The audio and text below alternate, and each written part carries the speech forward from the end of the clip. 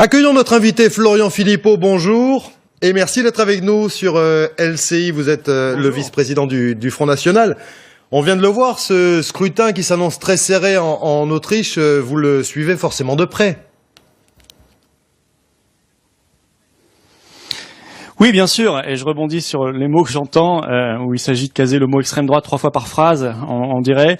C'est très insultant, et c'est souvent le signe qu'on n'a pas d'argument quand on dit extrême droite. Il y a un candidat, oui, souverainiste, un candidat patriote qui aime son pays, qui est allié d'ailleurs au Front National, au Parlement européen, qui a réuni 49,8% des suffrages la dernière fois, et son élection avait été volée par la fraude, mais il mérite respect.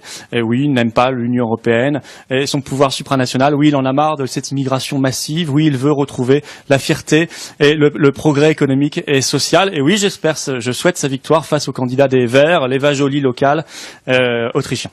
Il plaide pour une Europe des patries, c'est vrai que c'est votre credo aussi, évidemment.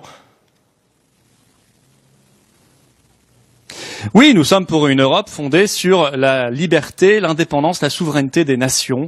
C'est un modèle beaucoup plus performant. On voit bien que les pays européens qui sont hors de l'Union européenne et de l'euro en particulier se portent beaucoup mieux. Et puis ont cette vraie démocratie interne, c'est-à-dire que les peuples peuvent décider librement de leur destin et non se voir contraindre par des traités, des directives en permanence, leur politique d'immigration, leur politique économique, leur politique d'austérité et leur politique en matière de laisser passer des OGM, etc., etc. Tout cela est insupportable. Et je crois que c'est bien qu'il y ait ce grand souffle avec le Brexit, avec ce qui s'est passé aux États-Unis, avec ce qui se passe un peu partout en Europe. Ce grand printemps des peuples est une excellente chose pour la démocratie et l'avenir de nos pays. Ouais, je vais vous demander de pardonner mon vocabulaire simpliste, donc Florian Philippot, mais l'extrême droite est à la porte aux portes du pouvoir en Autriche. C'est aussi le cas aux Pays-Bas. Le Parti pour la liberté de Geert Wilders pourrait bien remporter les législatives en mars prochain. Il siège lui aussi avec le Front National au Parlement européen. Ça vous interprétez tout ça comme une vague inéluctable, Florian Philippot ? Oui, des partis patriotes sont aux portes du pouvoir. Peut-être visez-vous d'être bien vu en disant extrême droite. Rassurez-vous, on est dans une démocratie, vous avez le droit de garder votre libre arbitre. Les partis patriotes sont aux portes du pouvoir, tant mieux. On va pas continuer avec les mêmes en échec. Ici, on a des Fillon, des Valls, des Sarkozy, des Hollande. Bon, certains sont partis ou ont dû partir ces dernières semaines, tant mieux, mais ces gens-là incarnent le passé, une politique en profond échec, avec des millions de chômeurs, des millions de pauvres, une immigration massive, des services publics détruits. Eh bien, tant mieux si les peuples reprennent en main leur destin et se disent, écoutez, on va plus écouter l'oligarchie médiatique, financière qui veut décider pour nous, la même qui avait promis l'apocalypse lors du Brexit, par exemple, qui nous avait dit que ça allait très très mal se passer, que l'extrême droite était aux portes du pouvoir. Non, le Brexit c'est fait. Theresa May est Premier ministre et elle est là pour appliquer une politique tout à fait différente de réindustrialisation, de maîtrise de l'immigration, avec, on le voit déjà au Royaume-Uni, des entreprises étrangères qui affluent pour investir, une confiance retrouvée, une baisse du chômage. Eh bien, je souhaite le même avenir pour la France, pour nos pays, pour la France évidemment en particulier. Un mot encore de ce qui se passe tout près de chez nous, Florian Philippot, en Italie. Je voyais votre compte Twitter. Ce référendum est une nouvelle preuve, selon vous, de la fragilité de la monnaie unique. Monnaie en carton, écrivez-vous. Oui, parce que je constate qu'il suffit d'un référendum, qui est un processus démocratique banal, quand on y réfléchit bien, un référendum dans un des pays membres de la zone euro, pour que immédiatement on spécule sur l'avenir de l'euro en se disant si le non l'emporte, ça pourrait être la fin de la monnaie unique. Tout cela, ce qui est sûrement vrai, et tant mieux, mais tout cela montre que l'euro est une monnaie très fragile, puisque si à chaque élection, à chaque référendum, on se demande si l'euro ne va pas disparaître, ça prouve quand même que cette monnaie, oui, est en carton, est extrêmement fragile et qu'elle n'apporte rien au peuple. Concernant l'Italie, j'espère que les Italiens ont pu lire le prix Nobel d'économie, M. Stiglitz, qui tout récemment a écrit que l'Italie serait beaucoup plus heureuse et prospère en dehors de l'euro qu'à l'intérieur de l'euro. Il en est de même pour la France. Je voudrais qu'on aborde avec vous maintenant, Florian Philippot, l'actualité politique française. Elle est chargée, vous le savez.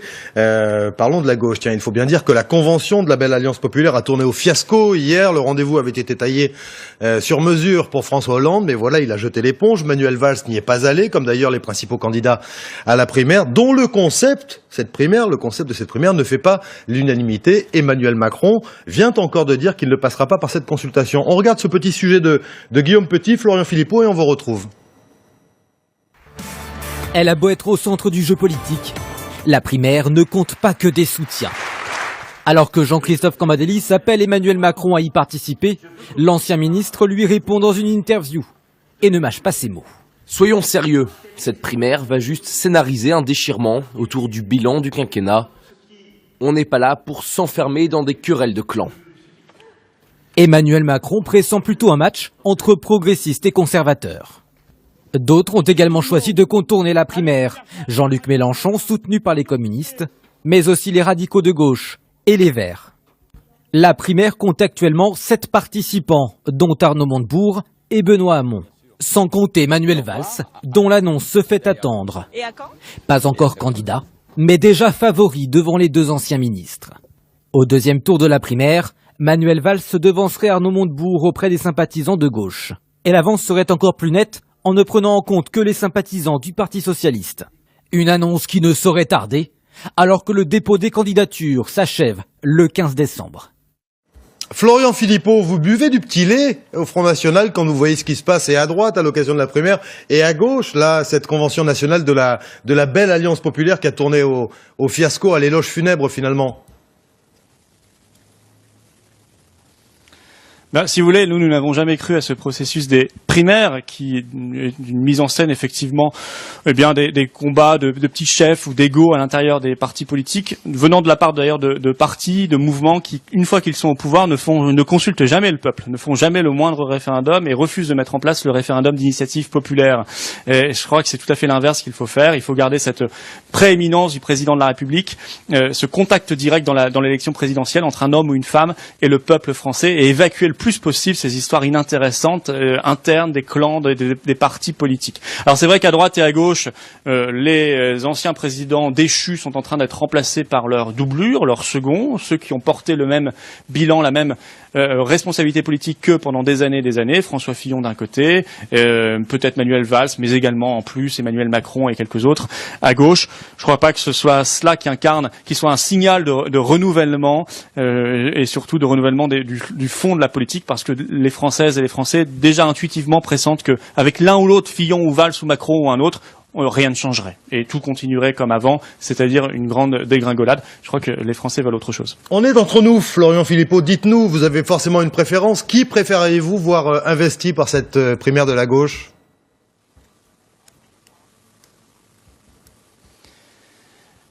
Qui je préférerais à gauche, si j'ai bien compris votre question ? Oui.